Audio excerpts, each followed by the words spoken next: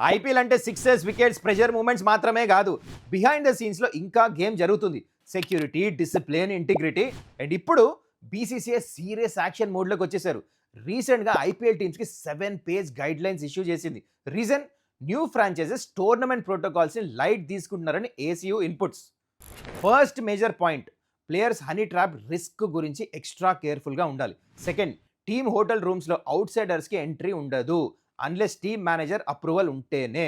Third, players and support staff security clears లేకుండా hotel నుండి బయటికి వెళ్ళటానికి వీల్లేదు. ఈవెన్ అక్రెడిటేషన్ కార్డ్స్ కూడా stadium, hotel, practice sessions everywhere mandatory. ఇంకా షాకింగ్ పాయింట్ ఏంటంటే ఓనర్స్ కూడా మ్యాచ్ జరుగుతున్న టైంలో డగౌట్లో ప్లేయర్స్, మేనేజర్స్ కమ్యూనికేట్ చేయడానికి వీల్లేదు. ఇది సింపుల్ గైడ్లైన్స్ కాదు, బీసీసీఐ వార్నింగ్. బికాజ్ ఐపీఎల్ ఇప్పుడు జస్ట్ క్రికెట్ టోర్నమెంట్ కాదు, $multi-billion స్పోర్టింగ్ ఎకోసిస్టమ్.